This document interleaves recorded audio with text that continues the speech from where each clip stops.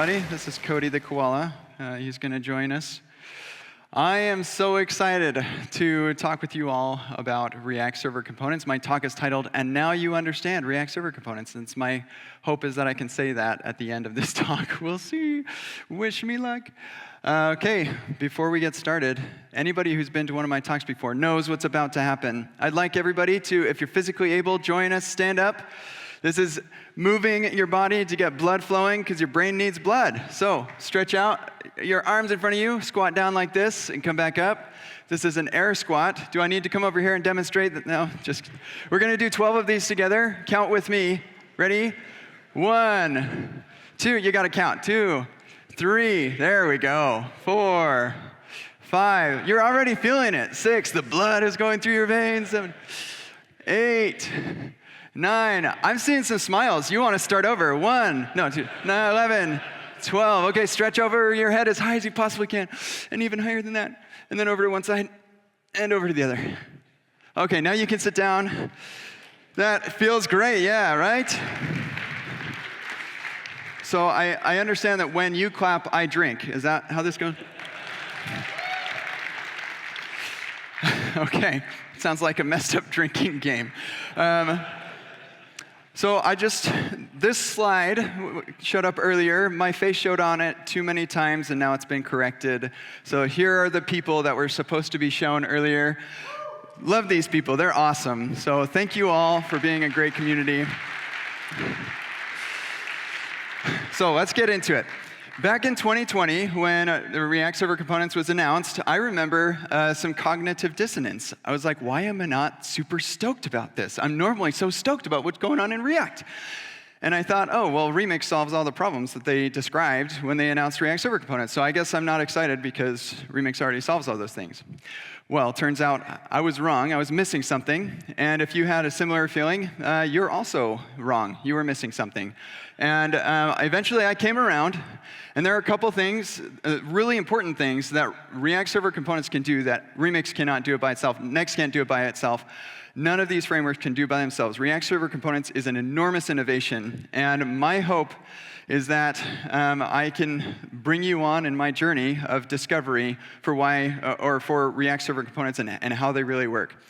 So I built a framework on top of React Server Components. Mine's like pretty simple. It's for educational purposes only, but it changes you. You know at the end of Lord of the Rings, where Frodo and his friends make it back to the Shire, and they're like having a party, and all the people around them are like the same, and they're having a good time, but Frodo and his friends were totally changed. Like, I've seen a new experience. I've had a totally different experience from all these people.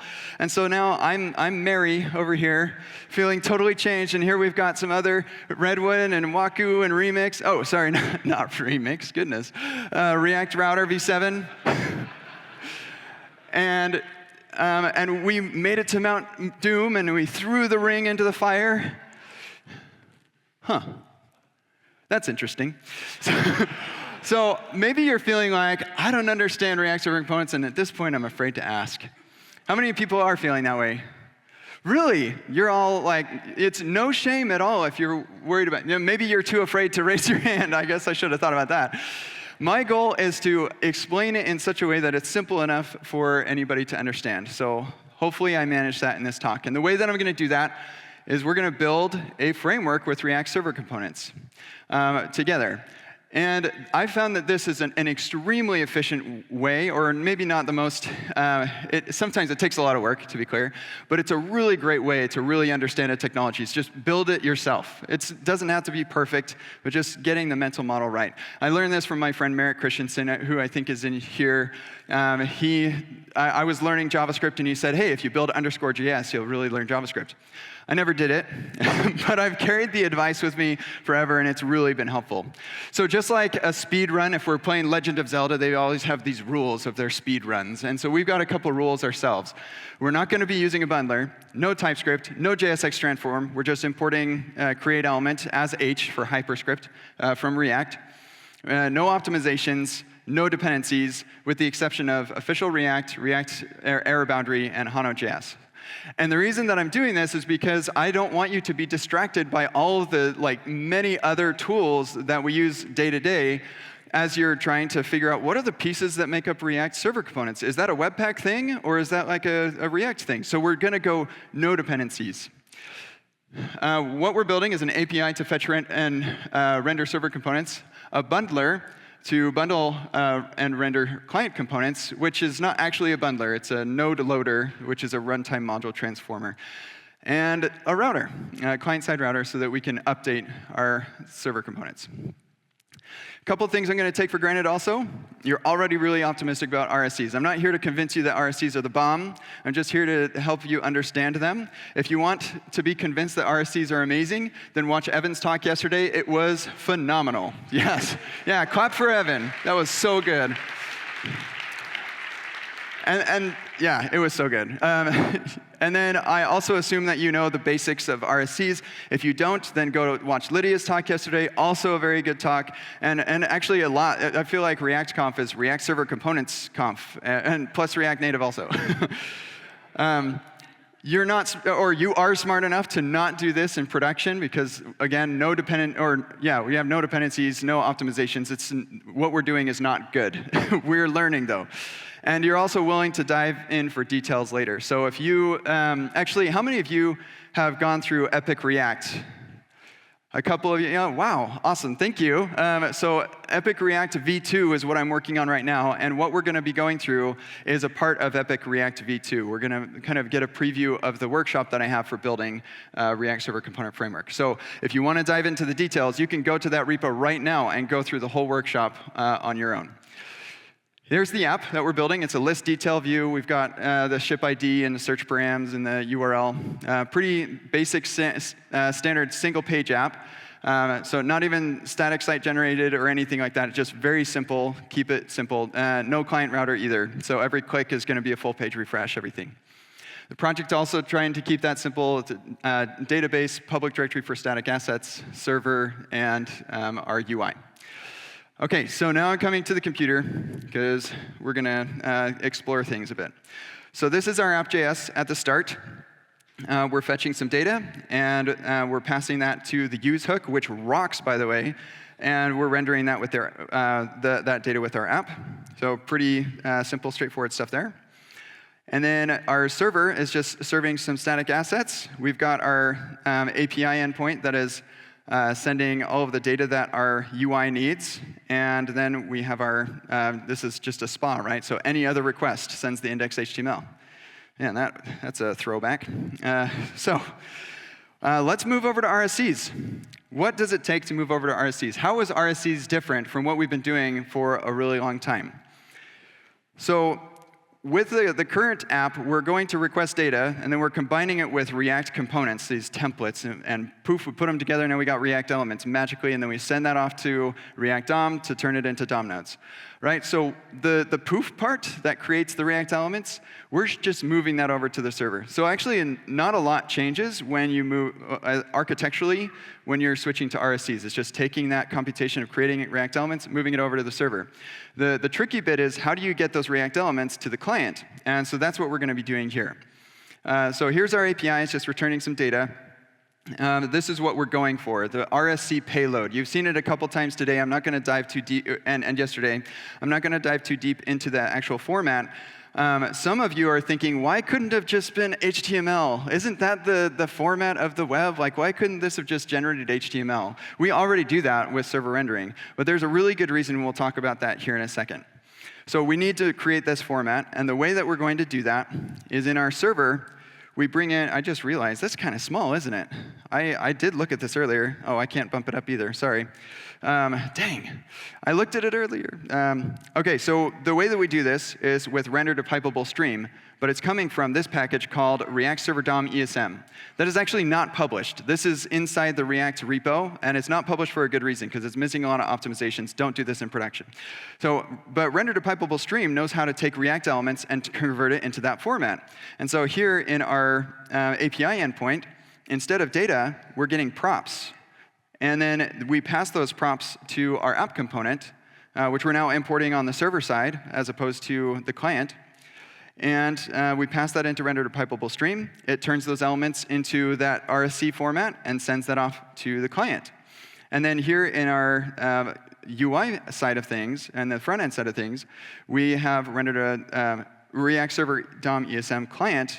That gives us a create from fetch, and that's going to convert it from that RSC payload back into React elements. And as a result, we can just return those React elements. So there's nothing special at that point. You just like convert it back into React elements, and now React just, oh, here's some React elements. I know what to do with that, and now React DOM creates DOM nodes. Magic. It's pretty cool. And I want to call out one thing specifically is like I'm using a server here, but you don't have to use a server with RSCs. I think the React team is trying to like make sure this can be a bundler process, but we're doing a server. We're replacing our API endpoints with RSC endpoints. Okay, sweet. Now we have RSCs. That's it. So the idea is you have your app, you turn it into React elements, right? You create element. And then you pass that into rendered pipeable stream. That turns it into our special format, the RSC payload. We pass that into create from fetch. That turns it back into React elements. And then we pass it to root.render, your React DOM. And that turns it into the div. And I don't know, but I imagine what Evan was doing was really similar, just on the native side. Like this probably would be the only difference right there. So this unlocks a lot of things. So now we can have async components. Lydia already showed you this, so I'm not going to go into that. It also is streaming and being able to set suspense boundaries and stuff. Out of order streaming, super cool stuff. Lydia showed you that too, so I'm not going to go into that. Server context, I'm pretty sure you can figure that out, so we're not going into that. The thing that, up to this point, everything that we have done, we've accomplished, we could have done like 15 years ago with PHP, right? And this is why everybody's like, RSCs, they're just PHP. Like, but this is where we go off in a different direction, and we are able to do something that I've never seen before. And that is the ability to compose the UI stuff with our server stuff. And this is just so sick.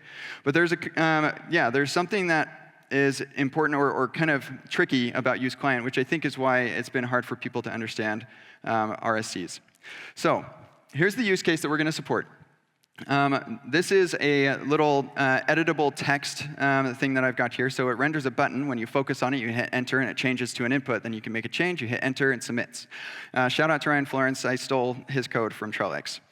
So this is a UI thing that's happening on the client. This requires some state. I need to know, am I in edit mode, and all of that. And that's what makes this a little bit tricky for RSCs. But let's look at the implementation. Here's our ship details, and inside of ship details, this is a server component. You can see it's async, and we're loading our ship and all that.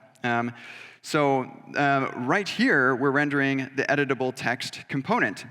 And if we dive into the implementation of the editable text component, then we'll see a couple of things that make this tricky for RSCs. And that is mostly these use state hooks, but also the action here and the on-click.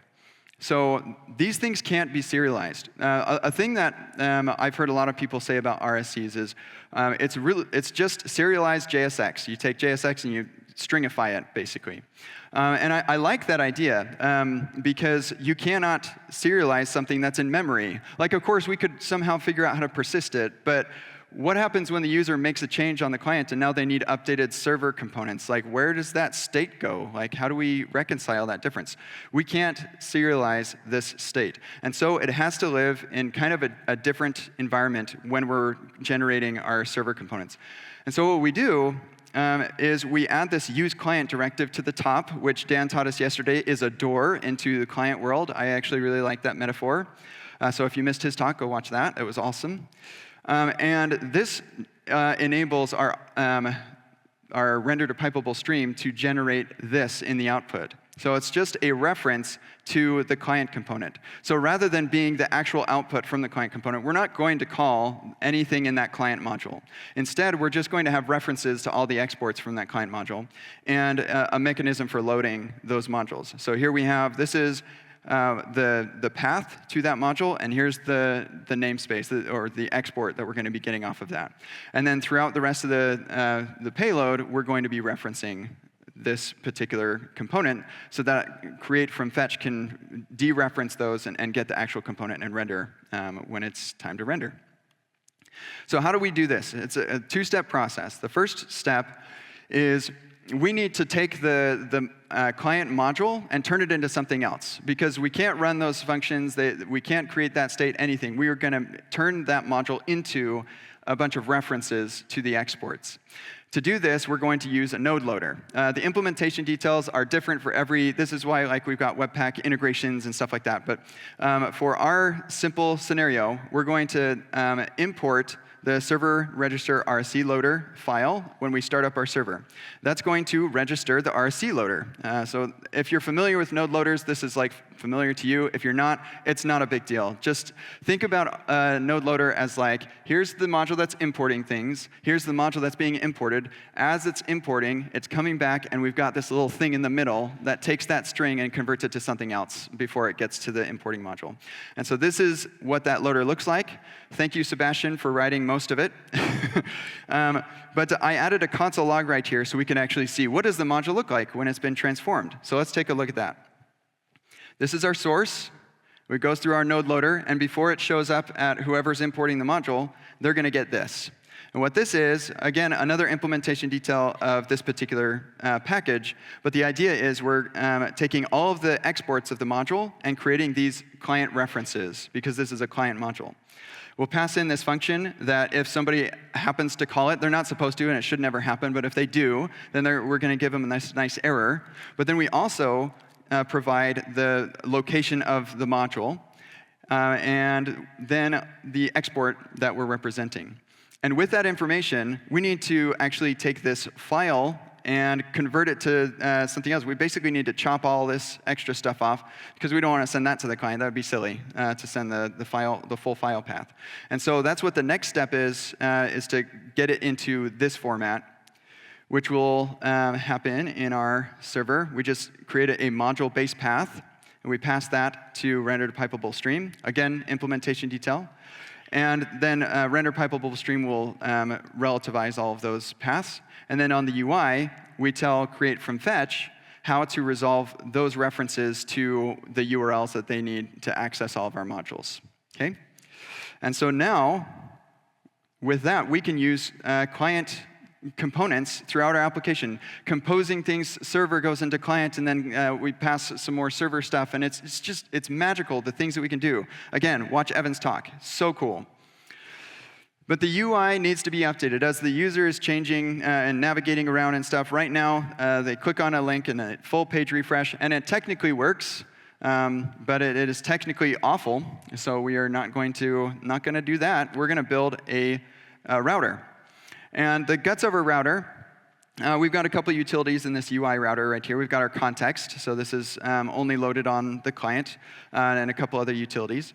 And then in our UI index right here, we've changed a couple of things. This was a pretty simple file before. Now we've refactored a couple of things. But the most important thing for you to understand is that we're still creating our initial content promise and everything, but we need to be able to change the location. So we're no longer just using the initial location as the user's navigating. We need to be able to change that. So we're going to stick that in state. We also need to be able to change the content, because the user navigating, they're getting new React server component payloads. So we're going to store the promise in our state. And then we still are doing use, content promise, like all of that is the same as before. It's just now this is in state. It's something that can be changed over time. And that changes inside of our navigate function. We'll get the next location. We'll set that we'll update the location to where we're going. We'll fetch new content. We'll call create from fetch to convert it back into React elements, and then we'll update the content promise inside of a transition, so all the suspense boundaries work and all of that stuff. And what I find really interesting about this is if you were to do the same thing without RSCs and just like, I need to go fetch new data and render my React elements and stuff, this is exactly what it would look like, except it would be less awesome. So I like RSCs because it allows me to do all the cool things Evan showed. So it's pretty much like, go get me the new data, update the history, all of that. And then we have client-side navigations, and our users are much happier, and they'll interact with their app more. So there are more problems we got to deal with now. So there's pending UI if it's slow. That's something that we can totally deal with, but we don't have time to get through that. Also, you have to worry about history, so you got pop state and all of that stuff, and making sure you're going to grab the content when you go back and all of that. But then the browser actually caches stuff for you when you navigate forward and back. So you actually, because you're in charge, you have to do that yourself. That's a pain. And so this is why you hear the React team saying, hey, I think you should use a framework, because a framework is going to do all of this stuff for you. Oh my gosh, I messed up my slides again. Oh yeah, React Router v7. It's the same picture. So use a framework, and then you don't have these problems. But build a framework, and you understand what the framework is doing. You get that? That is a really powerful concept. All right, so let's talk about actions. Oh, just kidding. I am over by 26 seconds. Maybe we'll do this next time. So if you really want to dive deep into all of that stuff, then the entire thing is on the EpicWeb GitHub org. You can go through it all. It's intended to be self-paced.